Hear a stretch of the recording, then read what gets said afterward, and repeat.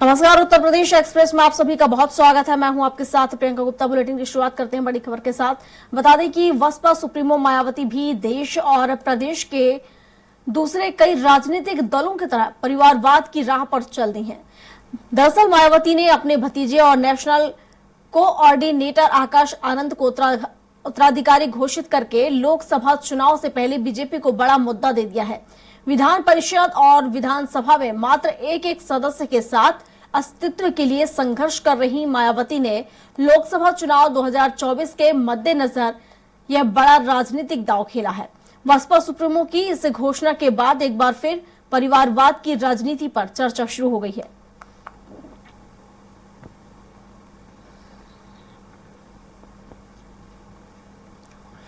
और इस पर विस्तार से जानकारी के साथ राघवेंद्र त्रिपाठी जी हमारे साथ उत्तर प्रदेश के संपादक जुड़ चुके हैं, उनसे ही जान लेते हैं। राघवेंद्र जी, जिस तरीके से देखें मायावती ने अब अपना उत्तराधिकारी अपने ही परिवार के सदस्य को घोषित किया। अगर हम यहाँ पर राजनीतिक उससे देखें या परिवारवाद की दृष्टि से देखें, नजरिए से देखें, तो कैसे देखते हैं आप इसे? देखिए प्रियंका जी, थोड़ा नेपथ्य में जाना पड़ेगा, पीछे जाना पड़ेगा। जब काशीराम जी बहुजन समाज पार्टी का नेतृत्व किया करते थे, हालांकि उसके पहले काशीराम BS4 संगठन चलाते थे, जिसमें पूरे देश में दलितों को एकजुट किया और कांग्रेस के खिलाफ एक माहौल बनाया। उस समय काशीराम ने कहा था कि कांग्रेस परिवारवादी पार्टी है, इंदिरा गांधी के बाद राजीव गांधी है, राजीव गांधी के बाद राहुल गांधी आएंगे।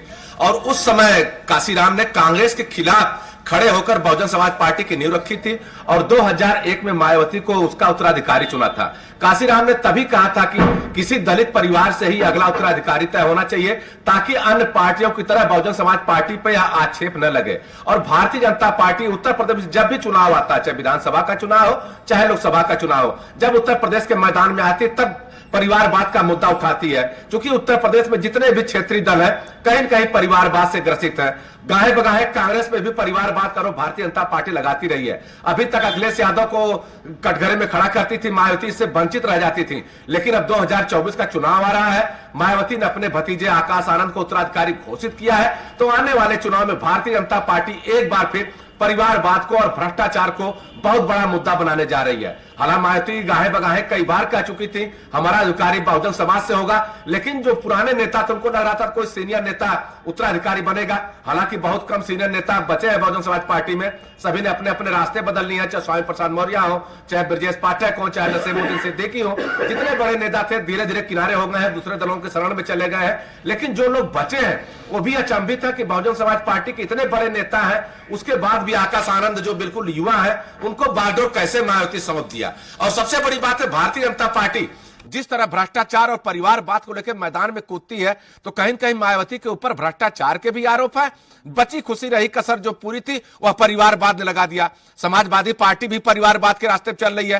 हालांकि भारतीय जनता पार्टी दूध की धुली नहीं है, उसके जितने भी सहयोगी दल हैं, चाहे निषाद पार्टी हो, चाहे सुहेल देव भारतीय समाज पार्टी हो या अपना दल अनुप्रिया पटेल वाली पार्टी हो, सभी परिवारवादी पार्टियां हैं। लेकिन भारतीय जनता पार्टी हमला करने से नहीं चूकती है। और जो काशीराम की मंशा थी कि परिवारवाद से बचा जाए, उस मनसे को भी कहीं न कहीं बहन मायावती ने किनारे रख दिया और परिवार के जो भतीजे हैं आकाश आनंद, उनको बागडोर सौंप दी। अब देखना होगा कि 2024 का जो लोकसभा चुनाव है उसमें जो बीजेपी काउंटर करने वाली है उसका जवाब क्या बहुजन समाज पार्टी देती है। क्योंकि अखिलेश यादव पंकज सिंह का नाम लेते हैं, तमाम जो बड़े नेता उनके बेटों का नाम लेकर बचने की कोशिश करते हैं, लेकिन भारतीय जनता पार्टी बार बार यही कहती है कि परिवारवाद उसे कहते हैं जो पार्टी का राष्ट्रीय अध्यक्ष हो। आज अखिलेश यादव पार्टी का राष्ट्रीय अध्यक्ष थे, कल मुलायम सिंह यादव पार्टी के राष्ट्रीय अध्यक्ष थे। ऐसे मायावती राष्ट्रीय अध्यक्ष हैं, हो सकता कल आकाश आनंद पार्टी के राष्ट्रीय अध्यक्ष हो जाए। तो जो परिवार के लोग ही पार्टी मुखिया बनते हैं, उसमें बहुत बड़ा कटाक्ष उत्तर प्रदेश में होता है।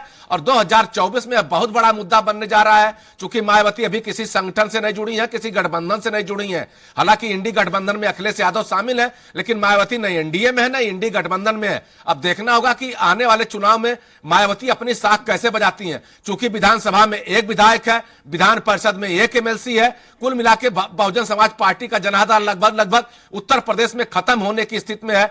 हां, लोकसभा में 10 सांसद उसके हैं, जिसमें से एक दानिश अंसारी को उन्होंने कल निलंबित कर दिया, अब 9 बचे हैं। वो भी 10 तब आए थे जब उन्होंने समाजवादी पार्टी से 2019 के चुनाव में गठबंधन किया था। अब देखना होगा कि 2024 में मायावती किन रणनीति पे काम करती हैं, कैसे सरवाइव करती हैं, ये तो वक्त बताएगा। इतना जरूर है कि भारतीय जनता पार्टी को बैठे बैठाए एक बड़ा मुद्दा मायावती ने दे दिया है।